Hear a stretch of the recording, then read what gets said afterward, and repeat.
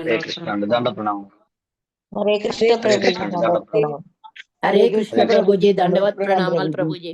హరే కృష్ణ అండి, హరే దండ కృష్ణ ప్రణామం. ప్రభుజీ, దండవత్ ప్రణామాలు. హరే హరే కృష్ణ కృష్ణ ప్రభుజీ, దండ దండవత్ ప్రణామాలండి. హరే కృష్ణ హరే కృష్ణ అండి, ప్రభుజీ, దండవత్ ప్రణామ్. హరే హరే కృష్ణ కృష్ణ దండ ప్రణామం. ప్రభుజీ, దండవత్ ప్రణామ్ ప్రభుజీ. హరే కృష్ణ దండ ప్రణామం. హరే కృష్ణ ప్రభుజీ, దండవత్ ప్రణామాలు. హరే హరే కృష్ణ కృష్ణ ప్రభుజీ, దండ దండవత్ ప్రణామం. ప్రణామ్.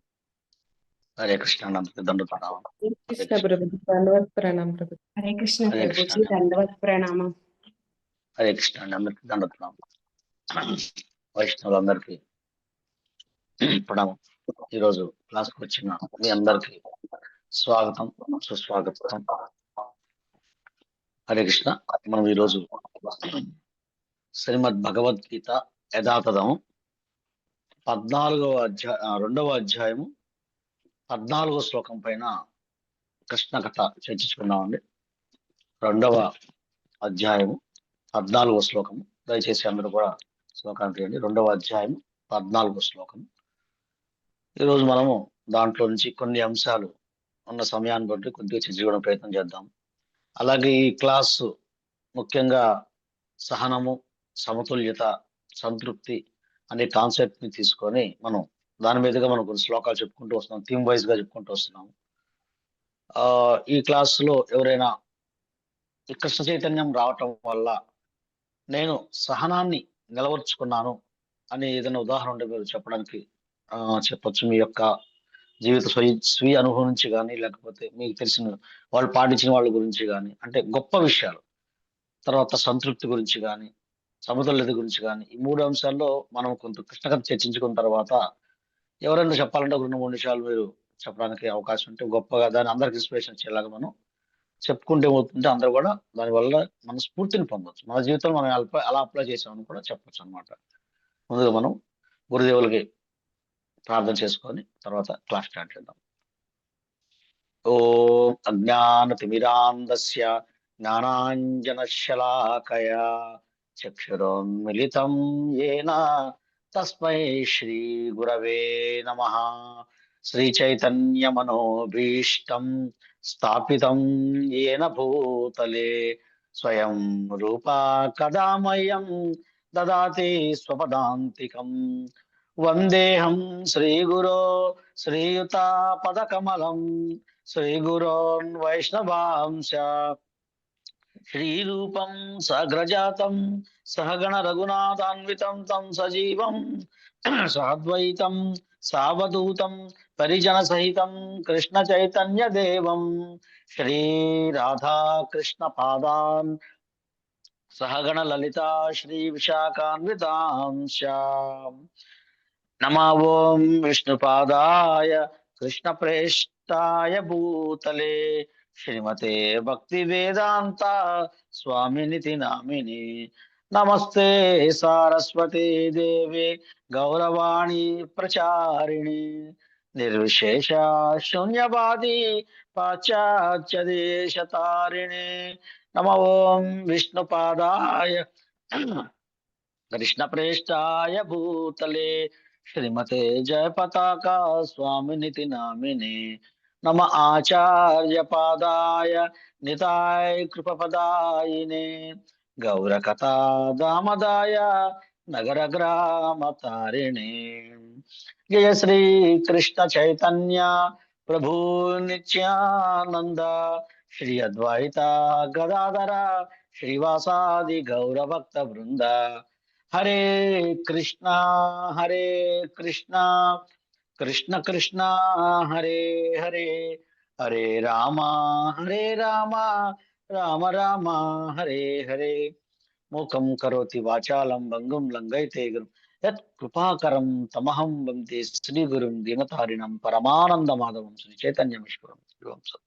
వాంఛా కల్పతరుభ్యశ్చ కృపా సింధుభ్య ఏవ చ పతితానాం పావనేభ్యో వైష్ణవేభ్యో నమో నమః. అనంత కోటి వైష్ణవ భక్త బృందుకి జయ. నమాచార్య హరిదాస్ ఠాకూర్ కి శిల ప్రభుపాద్ కి శిల గురుదేవ్ కి జయ. తాయ గౌర పరిమానందే. హరి హరి. హరే కృష్ణ అండి.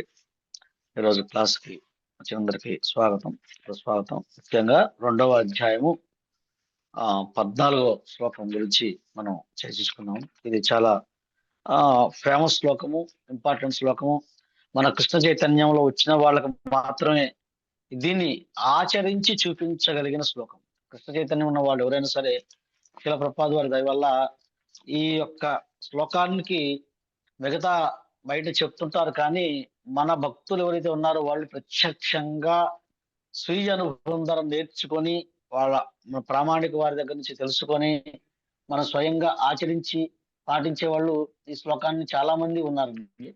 ముఖ్యంగా మనం శిల ప్రభుపాదుల వారి యొక్క జీవితం చూసుకుంటే ఈ శ్లోకాన్ని మనం బాగా అబ్జర్వేషన్ చేయొచ్చు. తర్వాత జయపతాక స్వామి గురు మహారాజు, రాధనాథ్ మహారాజు, భక్తిర్థ మహారాజు, చాలా మంది మహారాజుల నుండి మనం కూడాను ఈ శ్లోకం వాళ్ళ జీవితం ఎలా ఆచరించి చూపించారు అనేది మనం చెప్పుకోవచ్చు.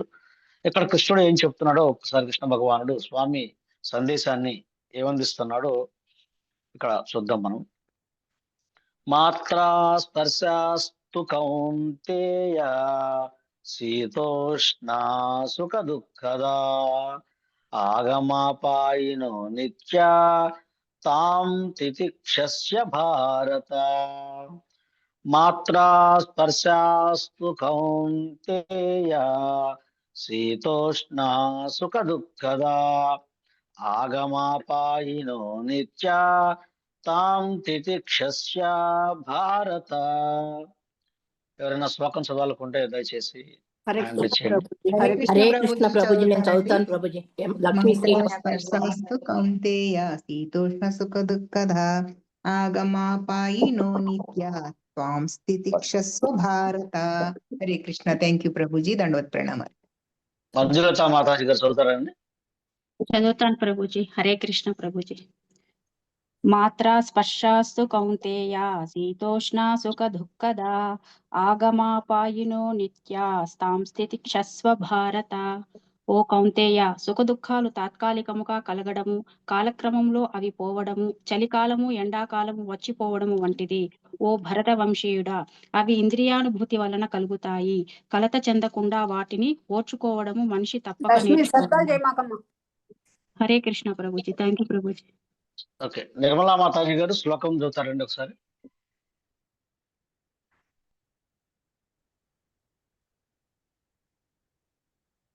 హరే కృష్ణ. నిర్మలా మాతాజీ గారు. ఓకే, హరే కృష్ణ ప్రభుజీ. హరే కృష్ణ ప్రభుజీ, నేను చదువుతాను ప్రభుజీ. మాత్రా స్పర్శాస్తు కౌంతేయ శీతోష్ణ సుఖ దుఃఖదా ఆగమాపాయినో నిత్య స్థాం స్థితి తిక్షస్వ భారత. ఓకే అండి. లక్ష్మీ ఆత్మకూరు మాతాజీ గారు చదువుతారా? లక్ష్మీ ఆత్మకూరు మాతాజీ గారు. చదువుతాను ప్రభుజీ. హరే కృష్ణ ప్రభుజీ. మాత్రా స్పర్శస్తు కౌంతేయ శీతోష్ణ సుఖ దుఃఖదా ఆగమాపాయనో నిత్య స్వాంస్తి స్థితిష్ట భారత. ఓ కౌంతేయ, సుఖ దుఃఖాలు తాత్కాలికముగా కాలములో అవి పోవడము, చలికాలము ఎండాకాలము వచ్చిపోవడము వంటిది. ఓ భరతవంశీయుడా, అవి ఇంద్రియానుభూతి వలన కలుగుతాయి. కలత చెందకుండా వాటిని ఓర్చుకోవటం మనిషికి తప్పక నేర్చుకోవాలి. హరే కృష్ణ ప్రభుజీ. ధన్యవాదాలు. ఓకే, లాస్ట్ ఒకసారి అండి. రాధ్య డిడి అని ఉంది మాతాజీ గారు. రాధ్య డిడి. హరే కృష్ణ మాతాజీ. మాత్రా స్పర్శాస్తు కౌంతేయ శీతోష్ణ సుఖ దుఃఖదా ఆగమాపాయనో నిత్య హరే కృష్ణ ప్రభుజీ. భారత. హరే కృష్ణ. ఓకే, నెక్స్ట్ స్వప్నలత మాతాజీ గారు ఈ యొక్క శ్లోకం యొక్క భాష్యాన్ని, భక్తి వేదాంత భాష్యాన్ని చదువుతారండి. ఉందా బుక్ మీ దగ్గర అందుబాటులో? ఉంది ప్రభు. హరే కృష్ణ. చదువుతాను ప్రభు. ధన్యవాదాలు. శ్రీల ప్రభుపాద్ కీ జై. సక్రమమైన విధి నిర్వహణలో తాత్కాలికంగా వస్తూ పోతూ ఉండే సుఖదుఖాలను ఓర్చుకోవడం మనిషి నేర్చుకోవాలి. వేద నియమం ప్రకారం మనిషి మాఘమాసంలో అంటే జనవరి, ఫిబ్రవరి కూడా తెల్లవారుజామునే స్నానం చేయాలి. ఆ సమయంలో చాలా చలిగా ఉన్నప్పటికీ ధర్మాచరణకు కట్టుబడి ఉండేవాడు స్నానం చేయడానికి సంశయించడు. అదేవిధంగా ఎండాకాలంలో అత్యంత వేడి సమయమైన మే, జూన్ నెలల్లో కూడా స్త్రీ వంటశాలలో వంట చేయడానికి వెనుకాడదు. వాతావరణ అసౌకర్యాలు ఉన్నప్పటికీ మనిషి తన విధి నిర్వహణ చేయాలి. అదే విధంగా యుద్ధం చేయడం క్షత్రియుల ధర్మం. మిత్రునితో లేదా బంధువుతో యుద్ధం చేయవలసి వచ్చినా క్షత్రియుడు తన ధర్మం నుండి తప్పుకోకూడదు. జ్ఞాన స్థాయికి ఎదగడం కొరకు మనిషి ధర్మానికి సంబంధించిన విధి నియమాలను తప్పక పాటించాలి. ఎందుకంటే జ్ఞానము భక్తి ద్వారానే అతడు తనను మాయాబంధం నుండి ముక్తిని చేసుకోగలుగుతాడు. అర్జునుని 2 పేర్లతో సంబోధించడం కూడా ముఖ్యమైనది. కౌంతేయ అని సంబోధించడము అతని తల్లి వైపు రక్త సంబంధాన్ని, భారత అని సంబోధించడము అతని తండ్రి వైపు నుండి వచ్చిన గొప్పదనాన్ని సూచిస్తున్నది. 2 వైపుల నుండి అతడు గొప్ప వారసత్వం కలిగి ఉన్నాడు. గొప్ప వారసత్వం విధి నిర్వహణ విషయంలో బాధ్యతను తెచ్చిపెడుతుంది. కనుక అతడు యుద్ధం మానకూడదు. హరే కృష్ణ ప్రభు. థ్యాంక్ యూ ప్రభు. ధన్యవాద ప్రణామం. హరే కృష్ణ అండి, చాలా ధన్యవాదాలు. అందరు శ్లోకం చక్కగా చదివారు. నా మాట వినబడుతుందండి? వినపడుతుంది ప్రభుజీ. ఓకే, థ్యాంక్ యూ అండి. ఈ శ్లోకంలో స్వామి ఫస్ట్ టైము ఒక ఓడు తితిక్షస్య భారత, తితిక్షస్య ఓర్చుకో దయచేసి అని మనకి చెప్తున్నారు. మరి దేన్ని సహించాలి మనం, దేన్ని మనం సహించాలి? ఇక్కడ మనం చక్కగా చెప్పేది విద్యుక్త ధర్మములను చక్కగా నిర్వహించటములో సుఖదుఖముల తాత్కాలిక రాకపోకలను సహించుటను మానవుడు అభ్యసించాలి. మరి ఇంతకుముందు శ్లోకంలో స్వామి ఒక విషయాన్ని చెప్పాడు. దేహినోస్మిన్ యదా దేహే కౌమారం యవ్వనం జర తదా దేహాంతర ప్రాప్తి ధీరస్తత్ర ముఖ్యతి. అక్కడ కూడా చెప్పారన్నమాట, ధీరుడు ఖచ్చితంగా అట్టి మార్పు చేయనడు, అతను కలత చెందడు అని చెప్పేసి. మరి ఈ శ్లోకంలోనే సహనం గురించి కూడా మనకి స్వామి చెప్తున్నారు అనమాట. అంటే ఒకవేళ అర్జునుడు గనక తన యొక్క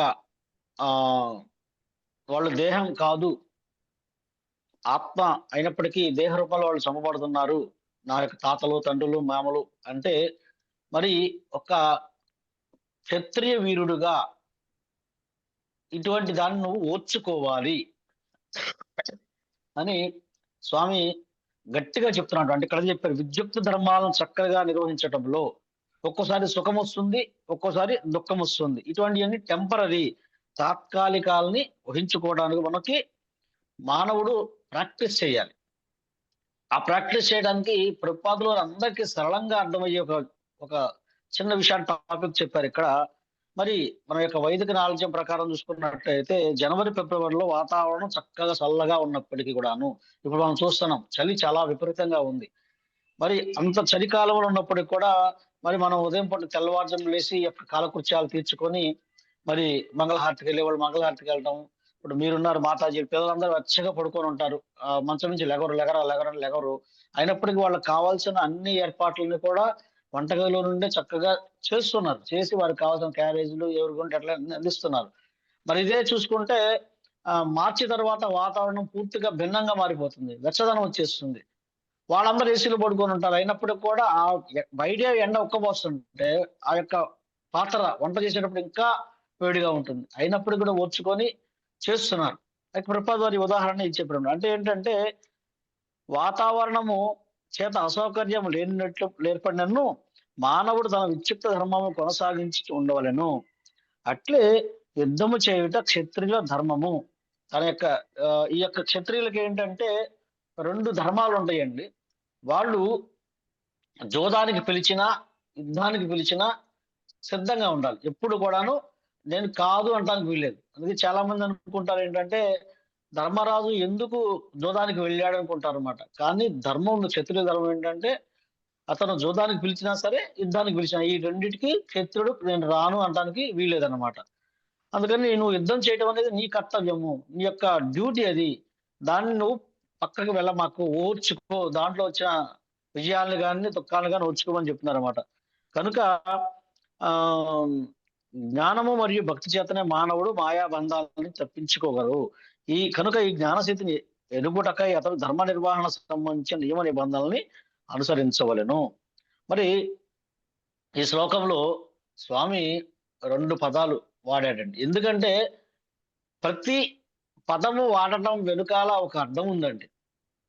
మీరు 1వ అధ్యాయంలో చూసినట్లయితే శ్రీకృష్ణుణ్ణి అర్జునుడు ఋషికేశ, మాధవ, మధుసూదన ఇట్లా కొన్ని పేరుతో పిలిచాడండి. అంటే ప్రతి పేరు అక్కడ పిలవటానికి ఆ శ్లోకాన్ని బట్టి ఎన్నో అర్థాలు ఉన్నాయి.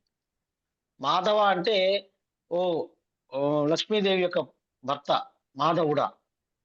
అట్లాగే హృషికేశ, నా యొక్క ఇంద్రియాలను శోషింప చేస్తున్నట్టు దుఃఖాలను తొలగించేవాడైన ఓ హృషికేశుడా, గోవిందుడా. ఇట్లా ప్రతి దానికి ఒక అర్థమైన దివ్యమైన అర్థాలు ఉన్నాయి అనమాట. అలాగే అర్జునుడిని కృష్ణుడు గుడాకేశ అని సంబోధిస్తాడు. గుడాకేశ అంటే అతను నిద్రను జయించాడు, అందుకని నిద్రను జయించిన వాడా. అలాగే ఈ అజ్ఞానాన్ని కూడా అజ్ఞానం అని నిద్రను జయించు అని చెప్పేసి సంబోధిస్తాడు. అట్లాగే ఈ శ్లోకంలో అర్జునుడిని 2 పదాలతో సంబోధించాడు స్వామి. ఆ పదాల వెనకాల చాలా గూఢమైన లోతైన అర్థాలు ఉన్నాయి. ఏమిటది? కౌంతేయ అని సంబోధించాడు, భారత అని సంబోధించాడు. మొట్టమొదటగా భారత అంటే ఏమిటంటే భరతవంశీయుడా. అప్పుడు మీరందరికీ ఒక చిన్న ప్రశ్న. ఇక్కడ భరతవంశీయుడా అంటే భరతుడు అంటే ఎవరండి? ఎవరైనా చెప్పాలని హ్యాండ్ రైజ్ చేయండి దయచేసి. హ్యాండ్ రైజ్ చేస్తే నేను చెప్తాను, అందరూ అడిగితే డిస్టర్బెన్స్ ఉంటుంది. భారతాన్ని చెప్పాడు కాబట్టి ఇక భారత అంటే భరతుడు ఎవరు చెప్పగలరా? హరే కృష్ణ. మనముడు వృషభదేవుని కొడుకు ప్రభు భరతుడు. వృషభదేవుడు కుమారుడు అని ఒకరు చెప్పారు, శకుంతల అని కుమారుడు చెప్పారు. ఇంకా శకుంతల కుమారుడు ప్రభుజీ. ప్రభు శకుంతల దుష్యంతుల కుమారుడు ప్రభు. ఓకే మనవడు. ఓకే, ఆ వంశంలో వాళ్ళ అంటే మనకి భరత అనే పేరు మీద 3 ఉన్నారండి. ఒకరు మర్యాద పురుషోత్తమ రామచంద్ర భగవానుడి యొక్క సోదరుడైన భరతుడు ఉన్నాడు. అలాగే వృషభదేవుడి యొక్క కుమారుడైన భరతుడు ఉన్నాడు. అయితే వాళ్ళందరూ కూడా చాలా వృషభదేవుని కుమారుడైన భరతుడు ఆయన భరత ఖండం అని పిలువబడేవాళ్ళు.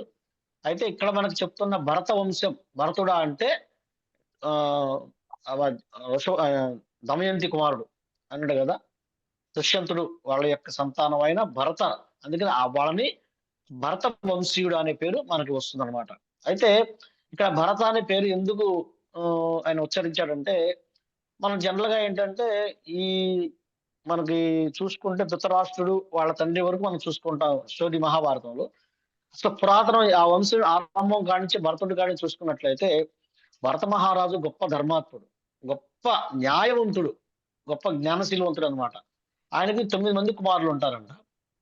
ఈ 9 మంది కుమారులు కూడాను అతను ఎవరు కూడా రాజ్యాన్ని పరిపాలించే అర్హత వాళ్ళకి లేదంటారు.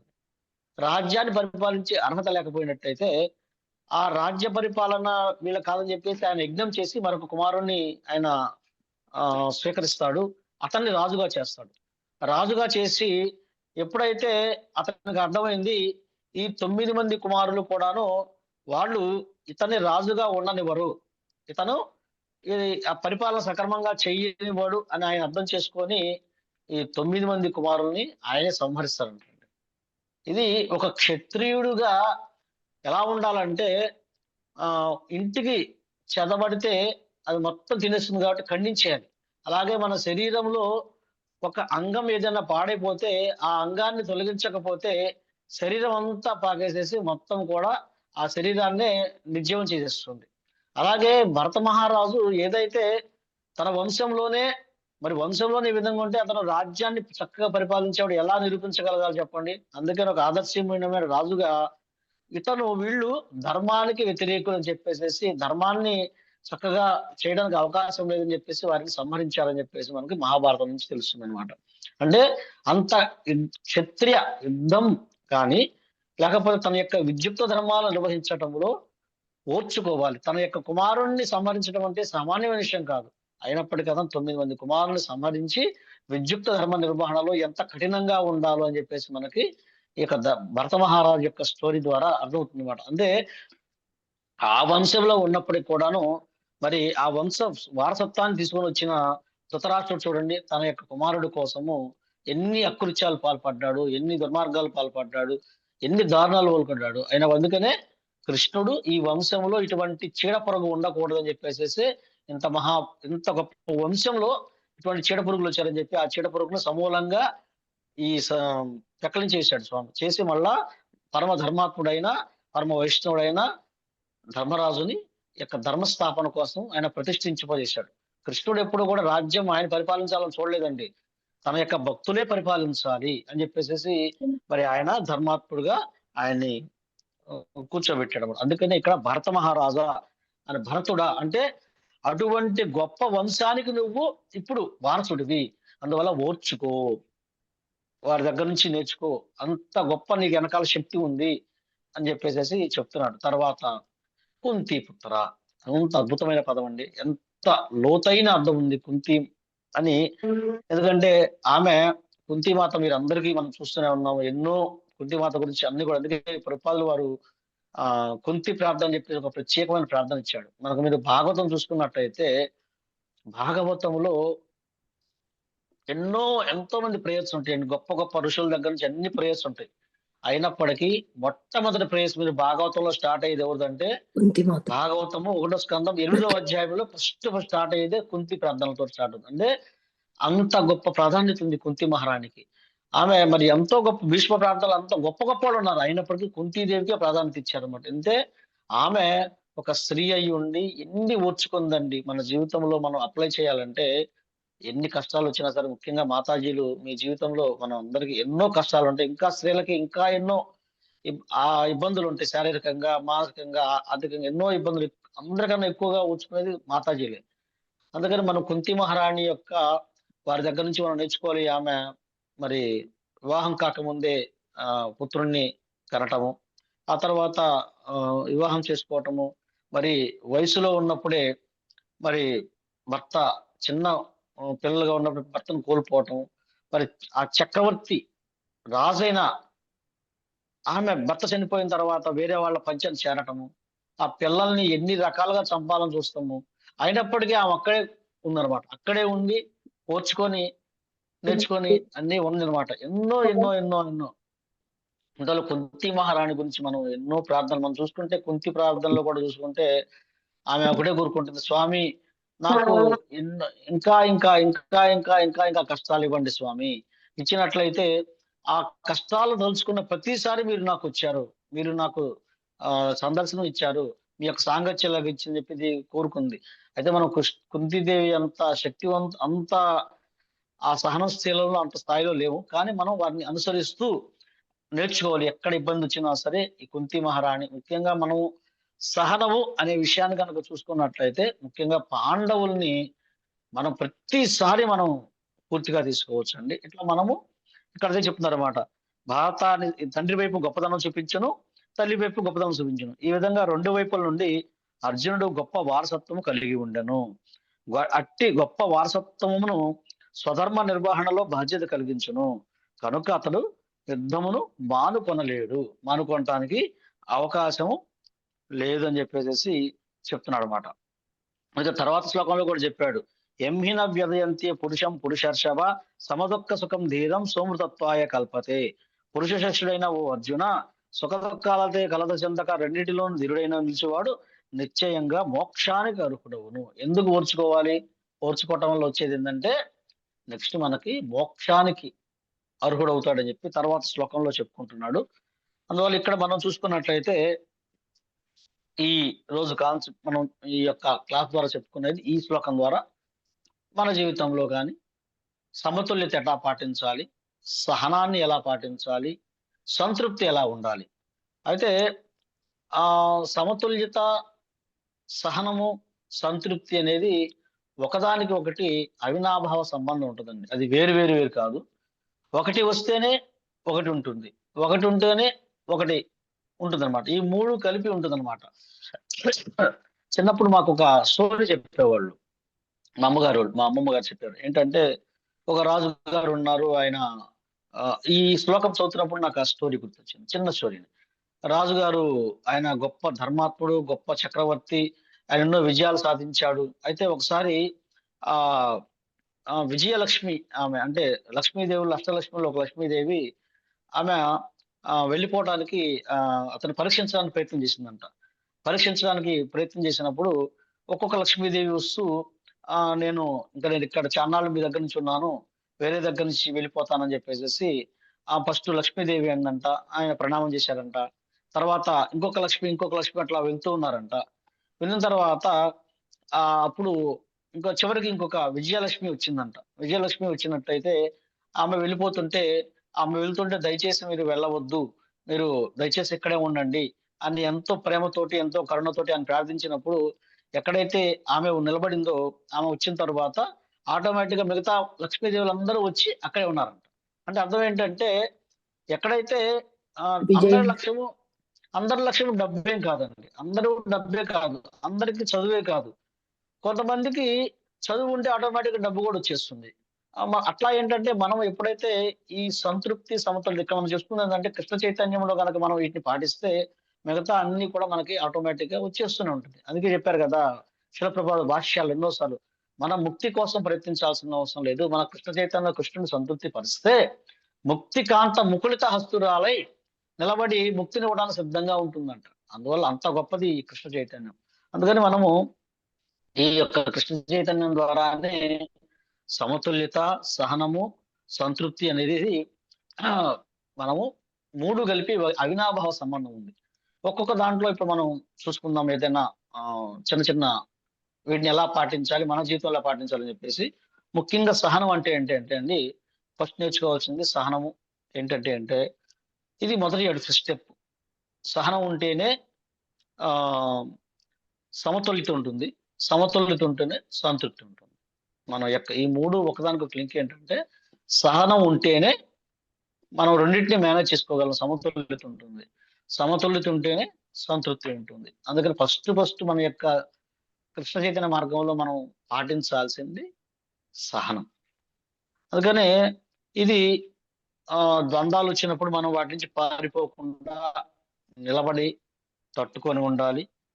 మరి రెండోది ఏంటి, సమతుల్యత అంటేనేమో సహనం ద్వారా మరి ఆ సహనాన్ని మనం అలవర్చుకొని మనసును అదుపులో ఉంచుకొని విజయం వచ్చినా అపజయం వచ్చినా సరే రెండు ఒకే విధంగా స్పందించగలిగే ఉండటమే ఆ సమతుల్యత అని మనకి ఇక్కడ చెప్తున్నారు.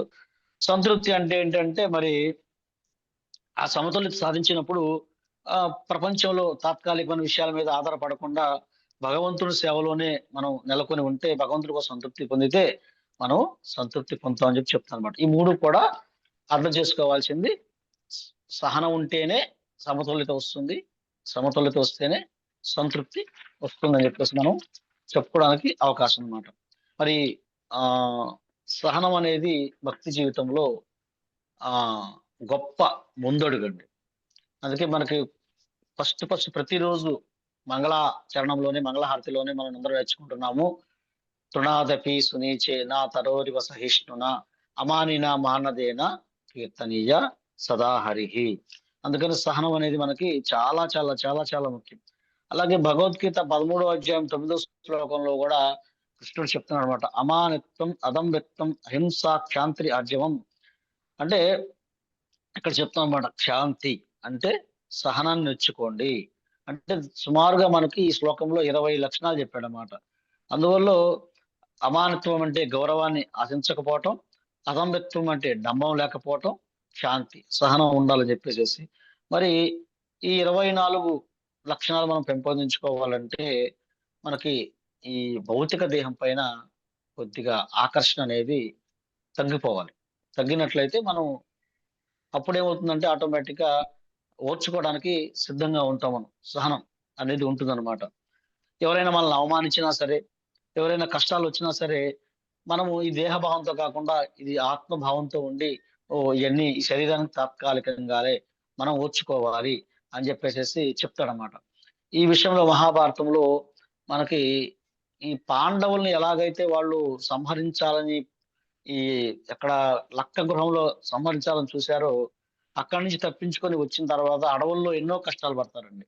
కష్టాలు పడ్డప్పుడు ఈ పాండవుల్లో ఉన్న నలుగురు అన్నదమ్ములు చాలా ఆవేశంగా ఉన్నారు. ముఖ్యంగా భీముడు చాలా చాలా ఆవేశంగా ఉన్నాడు. భీముడు కానీ అర్జునుడు కానీ అంటున్నప్పుడు ఒకసారి భీముడు అంటాడనమాట, ఏమని అంటాడంటే భ్రాత మనము ఈ భ్రాత దుర్యోధన చేసిన అవమానాలను మనం ఎందుకు ఓర్చుకోవాలి? మనకేం అవసరము? మనం వెళ్దాం పద, మనం వెళ్ళి యుద్ధం చేసి మన రాజ్యాన్ని మనం సంపాదించుకుందాము. ఈ అడవిలో మనం పడాల్సిన అవసరం ఏంటి నాకు? ఈ కష్టాలు పడాల్సిన అవసరం ఏంటి అని చెప్పినప్పుడు అప్పుడు ఒక మాట అంటాడండి అర్జునుడు, మన ధర్మరాజు ధర్మాత్ముడైన యుధిష్ఠిర మహారాజు ఒక మాట అంటాడనమాట. నువ్వేమన్నావు? భ్రాత దుర్యోధనుడు అన్నావు. భ్రాత అంటే ఏంటి? అతను మన సోదరుడు కదా అంటే, అప్పుడు ఈయన అంటాడు, నువ్వు సోదరుడు అని నువ్వు అనుకుంటున్నావు, కానీ అతను అనుకోవట్లేదు కదా.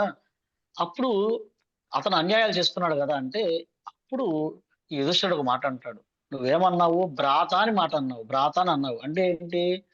అతను తప్పు చేశాడని మనం కూడా చేస్తే అతనికి మనకి వ్యత్యాసం ఏంటి? ఇంకా అతను కొడుతూనే ఉన్నాడు మనల్ని. ఓర్చుకో ఓర్చుకో ఓర్చుకో. నువ్వు ఏమి నేర్పించాలంటే అన్నదమ్ముల మధ్య వైరుధ్యాలు ఉండకూడదు, విభేదాలు ఉండకూడదు. ఓర్చుకొని ఎప్పటికైనా సరే సహనం ద్వారానే మనం విజయాన్ని సాధించవచ్చు అని చెప్పి అతనికి నీ ప్రవర్తన ద్వారా నిరూపించాలి భీమా. ఇది ఓర్చుకోవటం అని చెప్పేసి చక్కటి చాలా అర్థవంతమైన విషయాలను అక్కడ ధర్మరాజు బోధిస్తాడు అన్నమాట. సహనం ఎలా ఉండాలి అని చెప్పేసి మన జీవితంలో ధర్మరాజును చూసుకుంటే సహనానికి ఆయన బ్రాండ్ అంబాసిడర్ లాగా ఉంటాడు. ఎన్ని కష్టాలు వచ్చినప్పటికి కూడా ఆయన ఏ విధంగానూ అతను సహనాన్ని కోల్పోలేదండి. అలాగే ఇంకొకటి ఏంటంటే, వాళ్ళు అజ్ఞాతవాసం చేసినప్పుడు అజ్ఞాతవాసంలో యక్షుడు కొన్ని ప్రశ్నలు అడుగుతాడు. అక్కడ నీళ్లు తాగడానికి వెళ్ళినప్పుడు వాళ్ళందరూ నీళ్లు తాగొద్దని చెప్పినప్పుడు కూడా వాళ్ళందరూ తాగి అక్కడ సహనాన్ని పాటించేవాళ్ళు ఎవరు కూడా. సహనాన్ని పాటించుకొని అందరూ కూడా నీళ్లు తాగి స్పృహకోల్పోతారు. అప్పుడు మళ్ళీ ఈయన ఎత్తుక్కుంటా వచ్చి ఆ నీళ్లు తాగాలంటే నాకు కొన్ని ప్రశ్నలు అడగమని చెప్పినప్పుడు కొన్ని ప్రశ్నలు చాలా చాలా చాలా చాలా చక్కగా చెప్తూ ఉంటాడు అనమాట. ప్రశ్నలు అడిగినప్పుడు దాంట్లో లాస్ట్ గా పరీక్షిస్తాడు సహనాన్ని. ధర్మరాజు యొక్క సహనాన్ని ఆయన పరీక్షిస్తూ ఏం చెప్తాడంటే, ఆ నీకు నలుగురు తమ్ముళ్ళు ఉన్నారు. నలుగురు తమ్ముళ్ళలో గనక నేను ఒక తమ్ముడిని నేను బతికిస్తాను అంటే నువ్వు ఎవరిని కోరుకుంటావు అంటాడు. అక్కడ ఆయన పరీక్షిస్తాడు సహనాన్ని, ఆయన యొక్క జ్ఞానాన్ని, ధైర్యాన్ని, ధర్మత్వాన్ని, సహనాన్ని పరీక్షిస్తాడు ఆయన యక్షుడు. నీకు ఎవరిని కావాలంటే ఆయన కోరుకుంటాడు, నాకు సహదేవుని కోరుకుంటాడు అన్నమాట. ఆ తర్వాత ఇంకో ముగ్గురుని బతికిస్తానంటే ఆయన నకులుని కోరుకుంటాడు. ఆ తర్వాత ఇద్దరు ఎవరిని బతికిస్తాను ఇంకిద్దరు ఉన్నారంటే ఆయన అర్జునుని కోరుకుంటాడు. ఆ తర్వాత భీముని కోరుకుంటాడు. ఇతని యొక్క సమతుల్యత, అక్కడ అన్నదమ్ముల మధ్య సమతుల్యత ఎలా పాటించాడు అని చెప్పేసి ఆయన చూసి ఆయన చాలా సంతృప్తి చెందుతాడు యక్షుడు అన్నమాట. అందువల్ల మనం ఈ జీవితంలో ఈ సహనాన్ని మనం చూసుకున్నట్లయితే చాలా విషయాలు మన పాండవుల యొక్క జీవితం నుంచి మార్గనిర్దేశం మనం చేసుకోవచ్చు. ఎంతో సహనం, ఎంతో ఓర్పు మనం చూసుకున్నట్లయితే ఇంకా చాలా చూసుకున్న నారదముని కూడా ఆయన సహనాన్ని ఎలా పాటించాడు కూడా ఆయన జీవితంలో మనం చూసుకుంటే, మరి ఒకసారి ఆయన పర్వజన్మ గురించినప్పుడు చిన్నప్పుడు వర్షాకాలంలో గనక చాతుర్మాసం ఆ యొక్క చేసినప్పుడు ఆ ఋషులకి ఎంతో సహనంతో తన యొక్క అల్లరి చిల్లర చేష్టలతో కాకుండా వాళ్ళకి సేవ చేసినప్పుడు వారు ఆ చిన్న బాలుడికి వాళ్ళ పట్ల సంతృప్తి చెంది ఆ ప్రసాదాన్ని, వాళ్ళు తిన్న ఉచ్చిష్టాన్ని వారికి అందించారు. మునులు ఇచ్చిన సందేశాలను చాలా చాలా ఓపికతోటి ఆ యొక్క నారదముని ఆ సేవకుడుగా ఉన్న, దాస్యుడుగా ఉన్న పిల్లవాడి రూపంలో ఆయన విన్నాడు.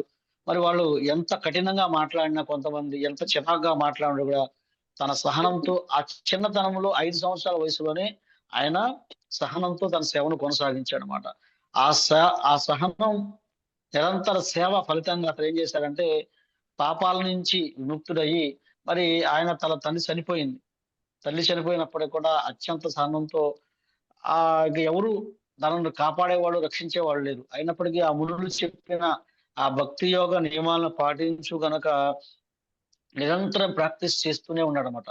ఆ ప్రాక్టీస్ చేస్తూ ఆ భగవత్ కథలను విని విని విని తర్వాత జన్మలో అతను నారదమునిగా అత్యంత ఉన్నతమైన జన్మ అవకాశం లభించింది. సహనం అంటే అర్థం చేసుకోవాలి, కేవలము ఓర్చుకోవటం కాదు. సహనం యొక్క అంతిమ ఫలితం ఏంటంటే భగవంతుని యొక్క ప్రేమను పొందటం.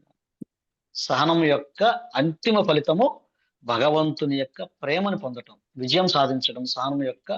అయితే అంత ఈజీ కాదు. మనం చెప్పినంత ఈజీగా వాళ్ళు చెప్పినప్పుడు వాళ్ళు మహాత్ములండి, వాళ్ళు గొప్పవాళ్ళండి అనుకుంటారు. కానీ మన కృష్ణ చైతన్యంలో కూడా మనం చూసుకుంటే ఎంతో మంది, ముఖ్యంగా మన ప్రపాదులు వారు మనకు ఆచరించి చూపించారు. 42 సంవత్సరాలు వారు గురువు మహారాజు చెప్పిన విషయాన్ని పాటించడానికి ఆయనకి 42 సంవత్సరాల పాటు సహనంగా ఓర్చుకొని ఎన్నో కష్ట నష్టాలు చేర్చుకొని చేశాడనమాట. తర్వాత నాకు ఎప్పటికీ స్ఫూర్తినిచ్చేది, నా జీవితంలో అత్యంత గొప్ప అవకాశం, గొప్ప నేను నేర్చుకునేది ఎప్పుడు కూడాను ఇంకా మహారాజుల వారు కానీ, ముఖ్యంగా పరమ పూజ్య జయపతాక స్వామి గురు మహారాజు దగ్గర నుంచి నేను నిరంతరం స్ఫూర్తి నింతానండి. ఎందుకంటే వారికి 50 ఆజ్ఞలు ఇచ్చారు. మాయాపూర్ ఖాళీ స్థలాన్ని ఇచ్చి ఏం చెప్పారు, నేను నీకు దేవభూమిని ఇస్తున్నాను, దయచేసి దీన్ని డెవలప్ చేయమని చెప్పి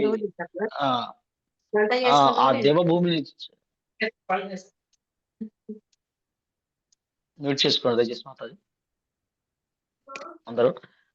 ఎవరైతే ఆ దేవభూమిని ఇచ్చానో ఈ యొక్క దేవభూమిని మీరు డెవలప్ చేయమని చెప్పి శిల ప్రపాదులు చెప్పిన ఆ మాటని ఆయన పెట్టుకొని అక్కడ ఉండి ఎంత కష్టపడ్డాడు పరమ జయపతాక స్వామి గురు మహారాజు అంటే, వారి జీవితం నుంచి మనం ఎంతో ఈ రోజున శిల ప్రపాదుల వారు ఆయన ఏం చెప్పారంటే, మందిరం ఇక్కడ స్థలం ఇచ్చినప్పుడు ఇక్కడ భవిష్యత్తులో 50,000 మంది భక్తులు వస్తారు, ఇక్కడ 50,000 మంది నివాసం ఉంటారు, గొప్ప పట్టణం అయిందంటే ఆ రోజు ఎవరు నమ్మలేదండి. కానీ వారు చెప్పిన ఆ మాటల్ని వీళ్ళు తీసుకొని మరి మిగతా అందరూ కూడా వైష్ణవులు అందరూ కూడా ఎంతో కఠినంగా ప్రయత్నం చేశారు. పరమ జయపతాక గురు మహారాజు గారు ఆ సిమెంట్ కట్టలు వేసుకొని 7-8 కిలోమీటర్ల సైకిల్ మీద తిరుగుతూ చాలా వేగంగా వస్తూ ఆ సిమెంట్ కట్టలు ట్రాన్స్ఫర్ చేస్తే ఆ మార్వాడి శెట్టి గారు అనేవాడంట, ఏమయ్యా నువ్వు ఇంత ఆనందంగా ఎలా ఉంటున్నావయ్యా, ఒక్క సైకిల్ మీద ఇన్ని కట్టలు వేసుకొని అసలు మేము ఈ ఆనందాన్ని మేము ఎంత సంపాదించినా ఉండలేకపోతున్నాం అంటే, మీరు కూడా మాతో పాటు జాయిన్ అవ్వండి, మీరు కూడా ఆనందం పొందవచ్చు అంటే. ఎంత సహనాన్ని వారు చూసుకుంటూ ఇప్పుడు మరి ఆరోగ్యంగా ఉన్నప్పుడు ఎంతో బాగున్నారు. ఇప్పుడు వారి శరీరం చూసుకుంటే ఆ శారీరక స్థితి ఎంత కష్టంగా ఉన్నప్పుడు కూడా మరి భక్తులు చేసి వాళ్ళ యొక్క శిష్యులు చేసే చిన్న చిన్న ఇబ్బందుల వల్ల శరీరానికి ఎంత అసౌకర్యాన్ని కలిగించినప్పటికీ కూడాను ఇంకా మన అందరి కోసం ప్రార్థిస్తూ, మీరందరూ కూడా మీ యొక్క నేను ఇచ్చిన 4 నియమాలు పాటించండి కనీసం అని చెప్పేసి చెప్తూ, ఇంకా నూతనంగా దీక్షలను ఇస్తూ, ఇంకా వారి యొక్క బాధలన్నీ ఓర్చుకుంటూ మరి చూసుకుంటే ఇప్పుడు మనం ప్రత్యక్షంగా మనం చూడొచ్చు పరమ పూజ్య జయపతాక స్వామి గురు మహారాజు గారు మరి వారు జీవితంలో సహనం చూస్తూ ఎలాగా భక్తి యోగాన్ని పాటిస్తున్నారు. ఇప్పుడున్న మహారాజులందరూ కూడా సుమారుగా 70వ పడిలో పడ్డారండి. పరమ పూజ్య లోకనాథ్ మహారాజు, పరమ పూజ్య రాధానాథ్ మహారాజు, రాధా గోవింద్ మహారాజు, వీళ్ళందరూ 70వ పడిలో పడినప్పటికి కూడా వాళ్ళు 25 సంవత్సరాల వయసులో ఉన్న వాళ్ళలాగా వాళ్ళు ఆ వయసు యొక్క అసౌకర్యాన్ని కూడా పట్టించుకోకుండా సహనంగా ఉంటూ భక్తి యోగాన్ని ఎలా పాటిస్తున్నారని చెప్పేసి మనము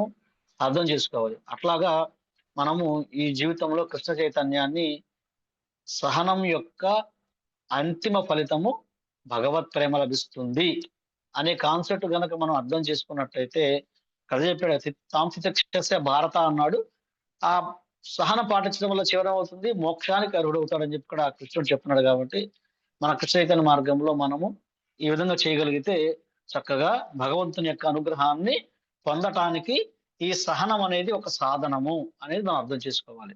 తర్వాత చూసుకుంటే సంతృప్తి, ఈ సహనం ద్వారానే సంతృప్తి కూడా వస్తుంది. అందుకే మనకి ఏం చెప్పారంటే మనము ఈ భౌతికమైన ఎవరైతే మనం సాధనా భక్తిలో ఉన్నామండి, అందరూ ఎవరు పరిపూర్ణత సాధించలేదు, ప్రతి ఒక్కళ్ళు సాధనా భక్తిలో ఉన్నారు. మరి వాళ్ళు ఏంటంటే ఈ సహనాన్ని తోడు చేసుకొని భౌతికమైన ఆనందాల కోసం మనం ఆధారపడకుండా ఎవరైతే ఆత్మస్థితిలో ఉంటాడో అది సంతృప్తిగా ఉంటాడు అన్నమాట.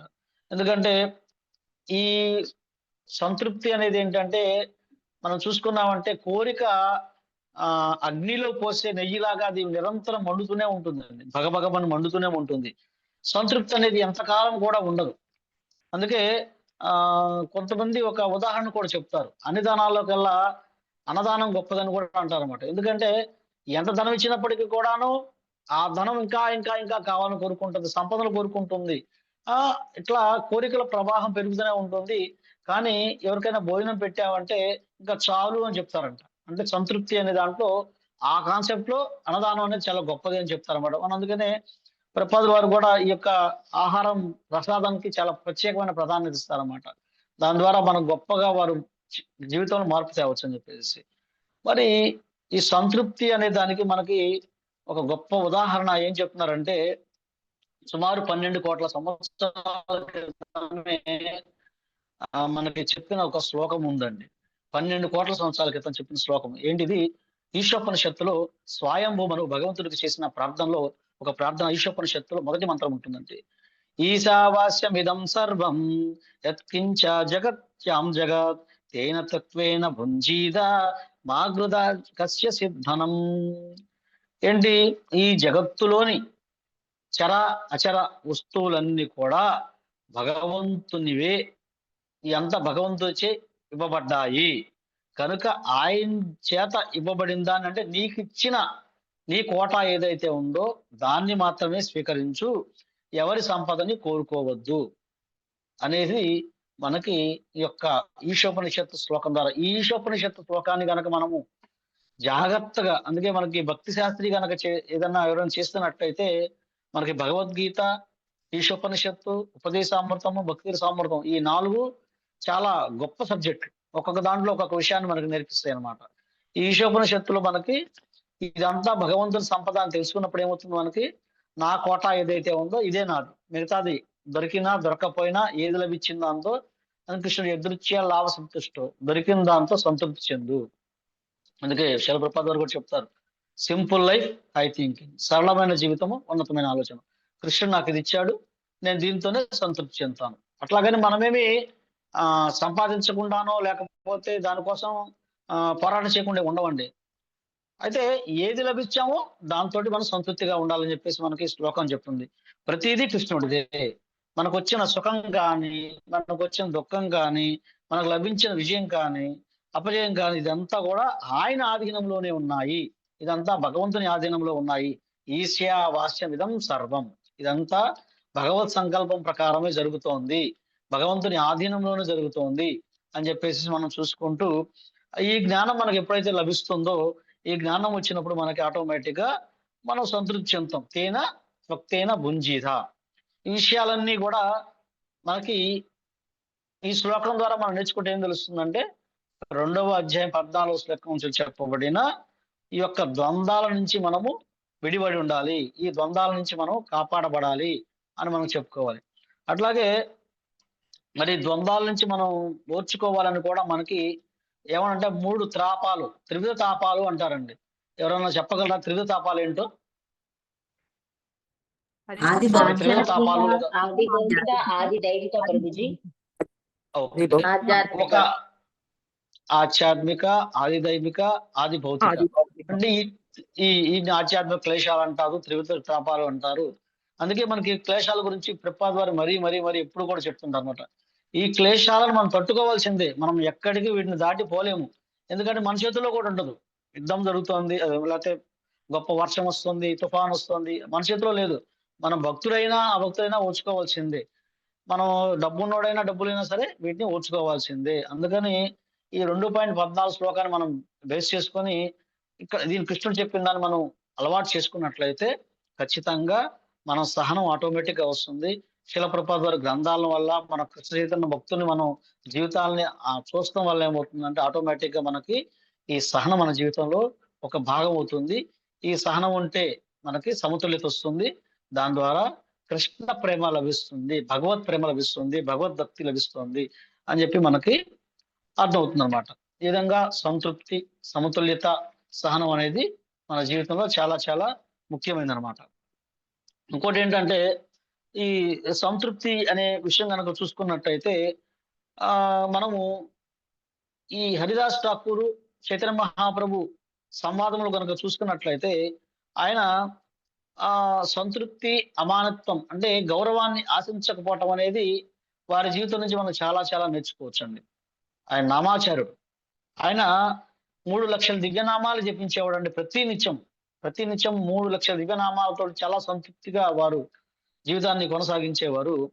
మరి అటువంటి గొప్ప వైష్ణవుడైన హరిదాస్ ఠాకూర్కి ఆయన మందిరంలోకి అతన్ని నిరాకరించారు. అక్కడ ఉన్న పాండాస్, ఇతను ఇతర వంశీయుడు ఇతను అని చెప్పేసి అతను లోపల రానివ్వలేదు.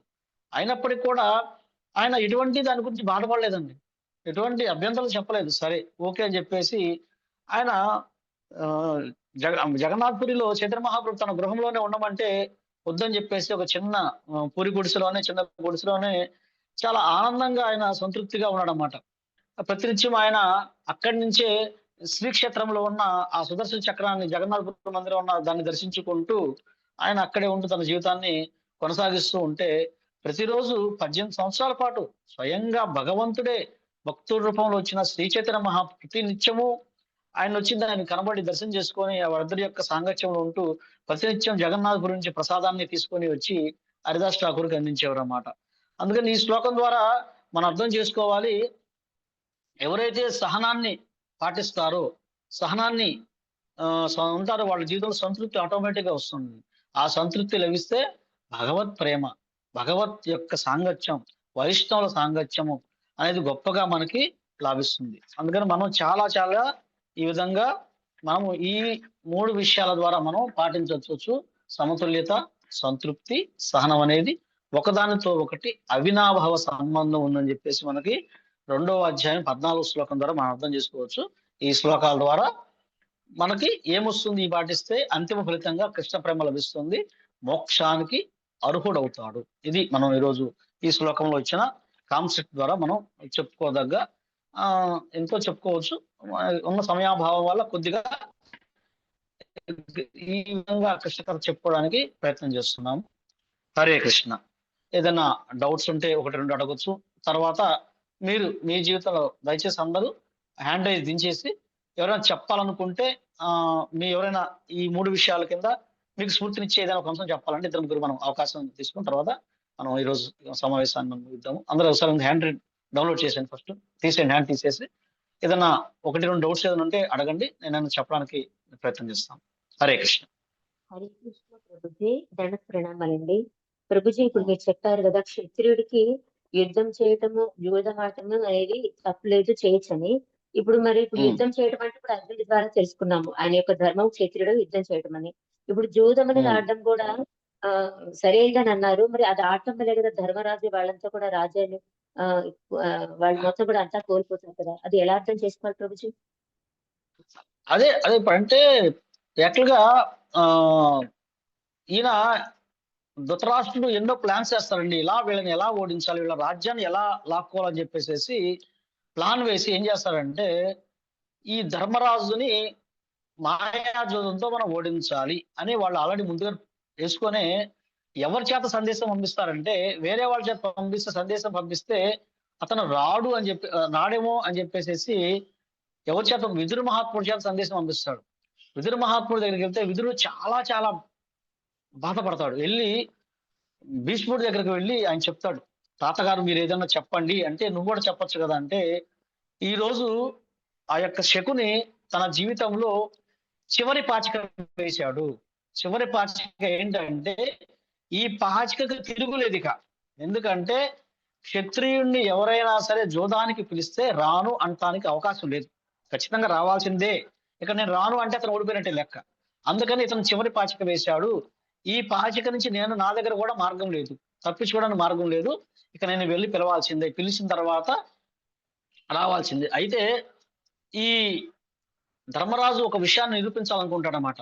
ఏంటంటే, నేను కేవలము ఇది నేను దేంట్లోనైనా జయించగలను, దేన్నైనా సరే ఇది మాకు ఊరకనే రాలేదు, యుద్ధమైనా ఏదైనా సరే ఊరకనే రాలేదు, నేను ప్రతి దాంట్లో జయించగలిగాను నేను చెప్పేసి ఆ విధంగా నిరూపించడానికి అతను వచ్చాడనమాట. ధర్మం కాబట్టి, మరి దాని ధర్మాత్ముడు కాబట్టి ధర్మ నియమాలను ఏ విధంగా పాటించకుండా ఉండలేడు కాబట్టి అతను ఆ విధంగా తప్పించుకునే తత్వం అవుతుంది. కాబట్టి కొన్ని స్థితులు ఎట్లా ఉంటాయంటే తప్పదండి, కొన్ని తప్పకపోయినా సరే మనం పాటించాల్సిన అవసరం వస్తుంది.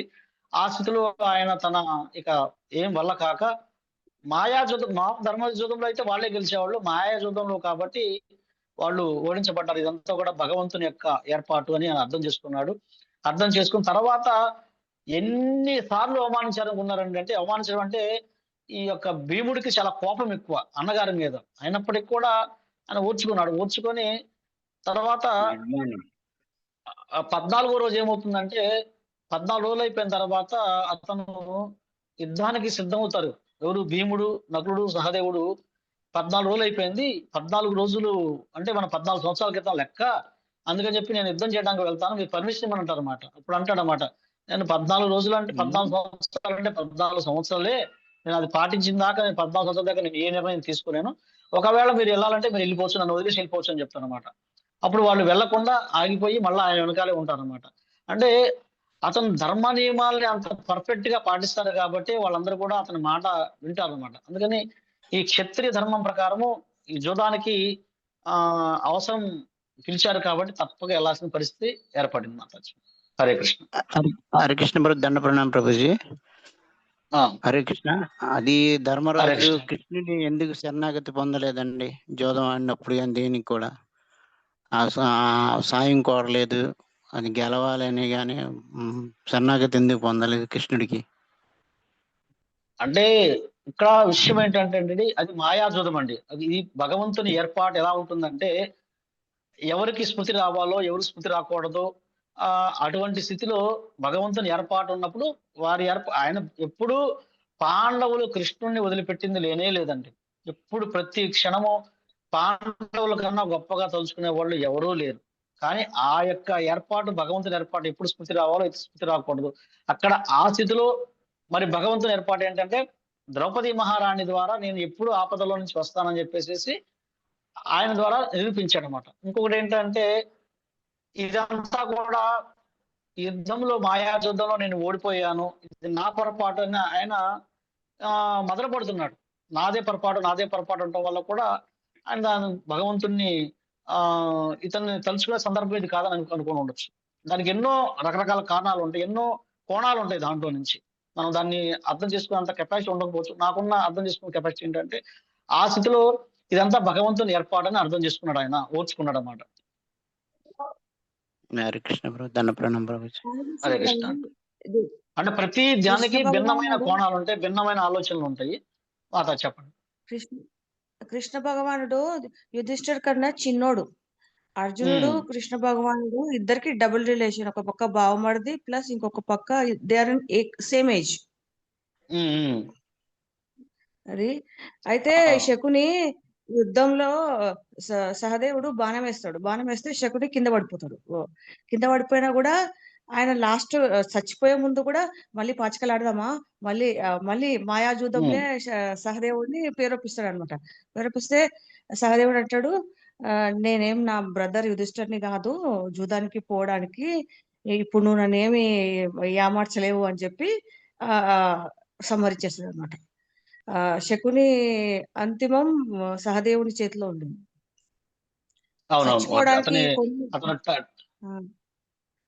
చచ్చిపోవడానికి కొన్ని గంటల ముందు కూడా ఆయన చాలు వేస్తాడు అనమాట. ఆయన తన తెలివితేటలు ప్రదర్శిస్తాడు అనమాట. ఆయన మాయాపాచికలు వేయటం అంటే అతను దుష్ట స్వభావం కలిగి ఉందన్నమాట. అందువల్ల ఈ పరిస్థితిని బట్టి ఆ సమయంలో వారు ఎందుకంటే చాలా మహా చక్రవర్తి లాగా వాళ్ళు అదే రాజ్యంలో ఉండి అదే రాజ్యం అవమానించబడ్డారు కాబట్టి వారు అవమాన భారాన్ని తట్టుకొని వారు సైలెంట్ గా ఉన్నారన్నమాట. ఎందుకంటే అక్కడ చుట్టూ పెద్దవారు ఉన్నప్పుడు కూడా వాళ్ళు ఏం మాట్లాడలేదు కాదు. అందుకని వీళ్ళు కూడా ఓర్చుకున్నారు. ఎందుకంటే దానికి ముఖ్యంగా ధర్మరాజు ఎందుకు మాట్లాడలేదంటే, అతను ప్రాయశ్చిత్తం చేయాలనుకున్నాడు అనమాట. ప్రాయశ్చిత్తం చేసుకున్న తర్వాత నేను నా యొక్క నిర్ణయాన్ని నేను చెప్తానని చెప్పేసి చాలా ఓర్పు. అందుకని మనకి ధర్మరాజు, కుంతి మహారాణి, పాండవుల విషయంలో మనం చాలా చాలా చాలా ఓర్చుకోవాల్సిన అవసరం ఉంది. హరే కృష్ణ. ఇంకా ఎవరైనా చెప్పాలనుకుంటే ఈరోజు మీకు ఎటువంటి ఏదైనా కొత్త విషయాలు తెలుసుకున్నారా, లేకపోతే ఏదైనా మనకి సూచనలు సలహాలుగా నుంచి ఇంకో ఏదైనా 2 విషయాలు కృష్ణ చైతన్య మార్గంలో ఈ 3 ఎవరైనా చెప్పాలనుకుంటే దయచేసి హ్యాండ్ రైజ్ చేసి చెప్పచ్చండి. హరే కృష్ణ. ఒక 10 నిమిషాలు మనం దండవత్ ప్రణామాలు. హరే కృష్ణ ప్రభుజీ, దండవత్ ప్రణామాలండి. దండవత్ ప్రణామాలు. ఓకే. సహనం అంటే చాలా దీంట్లోకి వచ్చిన తర్వాత చాలా సహనం వచ్చిందనే అనుకుంటున్నాం ప్రభుజీ. ఎందుకంటే ఇదివరకు ప్రతి చిన్న విషయానికి కోపము వచ్చేది, అందరి మీద అరిచే వాళ్ళమి, కోపడే వాళ్ళమి. కొంచెం ఎక్కువ టైం కృష్ణ భక్తిలో గడపటం మూలకంగా కానివ్వండి, కొంచెం సహనంతో ఉంటున్నాము, ఓర్చుకోగలుగుతున్నాము అనేది అనిపిస్తుంది. అలాగే కుటుంబం పట్ల కొంచెం ప్రతిదానికి ఏమైపోతారో వీళ్ళు, ఇలా మన మాట వింటలేదు అనేది అది ఉండేది. ఇప్పుడు ఎవరి కర్మని ఎవరిని కూడాను ఏమీ చేయలేం. వాళ్ళ కర్మానుసారం అన్ని వస్తూ ఉంటాయి. అవి తట్టుకొని ఎవరికి వాళ్ళమి ముందుకు వెళ్ళాలి అనే జ్ఞానం తెలుసుకున్న తర్వాతన కొంచెం ఈ బాధ కూడా కొంచెం తగ్గిపోయింది అని అనిపిస్తుంది ప్రభుజీ. అవును మాతాజీ. ఓకే, ఇంకా ఎవరైనా హరే చెప్తాను. కృష్ణ ప్రభుజీ. ఏది మన హరే కృష్ణ. చేతుల్లో ఉన్నదో అంతా స్వామి నిర్ణయమే అని ఇంకా ఖచ్చితంగా కూడా అర్థం. మన జ్ఞాపకం ఉన్నారు ఒక స్వామి. హరే కృష్ణ ప్రభుజీ. భగవద్గీత ద్వారా ఇప్పుడు ఆయన చెప్తారు కదా, ధీరుడుగా ఉన్న వాళ్ళు ఈ జన్మ జరా వ్యాధిని తప్పించుకోలేరు, సుఖ దుఃఖాలు ఎండాకాలం చలికాలంలో వస్తుంటాయి, వర్షాకాలంలో, కాబట్టి తీసుకోవాల్సిందే, స్వీకరించాల్సిందే అని ఇవన్నీ విషయాలు భగవద్గీత ద్వారా విన్న తర్వాత నిజమే కదా, ఎందుకంత ఆవేశపడుతుంటాము కొన్ని కొన్ని క్షణాల్లో అని కృష్ణుడు చెప్పిందంతా విన్న తర్వాత మీ ద్వారా వినటం ద్వారా అసలుకి ఇవన్నీ నిజమే కదా తెలిసినా కూడా ఒకసారి మానే అన్నమాట. తెలుసు అన్ని ఇలా మనం బతికేది ఎంత కాలం అన్ని తెలిసినా కూడా మన క్షణానికి ఒక ఆవేశానికి గురవుతుంటాము, కోపాలు వస్తుంటాయి, సంతోషము ఇవన్నీ వస్తుంటాయి కదా ప్రభుజీ. మీ ద్వారా తెలుసుకున్న తర్వాత అసలు సహనం అనేది ఎంతో ముఖ్యము వీటన్నిటికంటే. ఈ సహనం వస్తే మీరు అన్నట్టుగా ప్రభుజీ సమతుల్యత వస్తుంది, తర్వాత సంతృప్తి కలుగుతుంది అనేది ఇప్పుడు ఇంప్లిమెంట్ చేస్తుంటే అర్థమవుతోంది ప్రభుజీ. చాలా అద్భుతమైన విషయం ప్రభుజీ. సహనం అనేది ప్రతి వ్యక్తికి ఎంత అవసరం అనేది అది చాలా మెయిన్ థింగ్ అని అర్థమైంది ప్రభుజీ. Thank you Prabhuji. హరే కృష్ణ. హరే కృష్ణ. ఇంకా ఎవరైనా?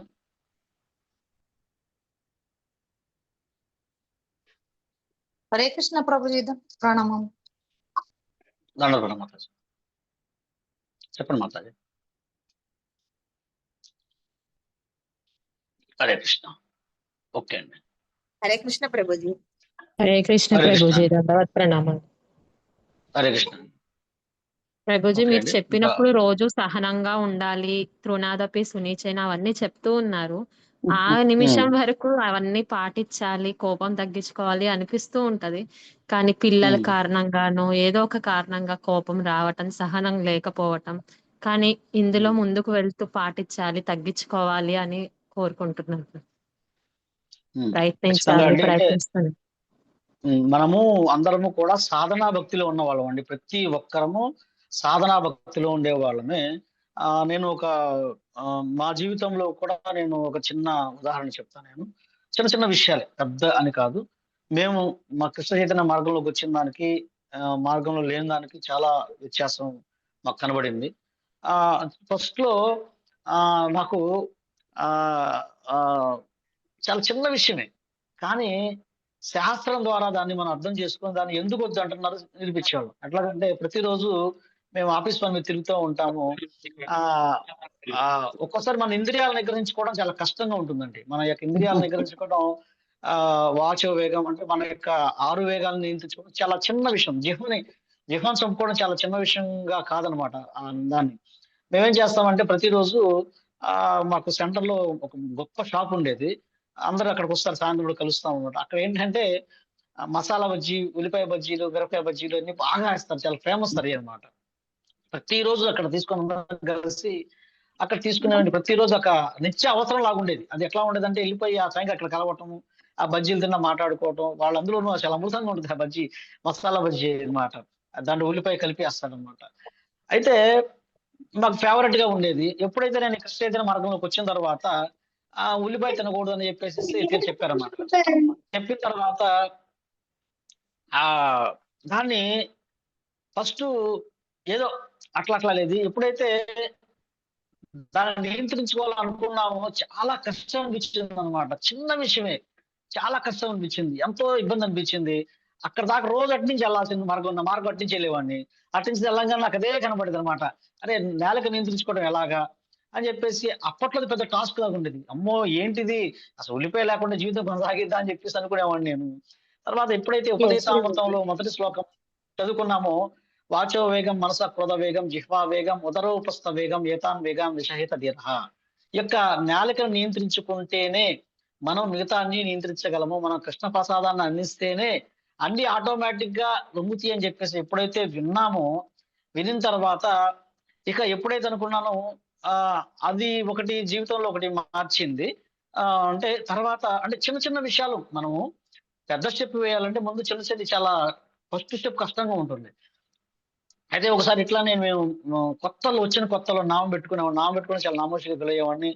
తర్వాత ప్రభు గారు క్లాసులో చెప్పిన తర్వాత నామం పెట్టుకోవడం అలవాటైంది. అది నామం పెట్టుకున్నాం కానీ ఇంకా కొన్ని అలవాట్లు ఏం పోలేదనమాట. సాధన ఫస్ట్ స్టేజ్ లో ఉన్నాం అనమాట. ఇంకా పూర్తిగా కూడా ఇన్వాల్వ్ కాలేదనమాట. అయితే నామం పెట్టుకున్నామండి. వెళ్ళి ఒకసారి ఇట్లానే నేను హోటల్లో ఉల్లిపాయ తింటుంటే ఆ షాపు అంది, అదేంటి మీరు నామం పెట్టుకున్నారు కదా, వైష్ణవులు కదా, మీరు ఉల్లిపాయ తింటారు కదా, మరి ఎట్లా తింటున్నారు మీరు అని చెప్పేసి.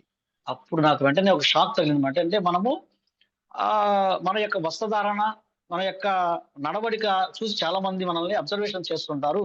ఈ వేషధారణతోటి మనము చాలా జాగ్రత్తగా ఉండాలి అని చెప్పేసి అనుకుని ఆ రోజు నుంచి ఇంకా నా జీవితంలో వీడిని నేను స్వీకరించను అని చెప్పేసి ఆన్ ది స్పాట్ అక్కడే అనుకొని ఏదైతే అన్ని ఒకసారి జరిగినాయి అన్నమాట. ఆ రోజు నుంచి మనం మర్చిపోయాము.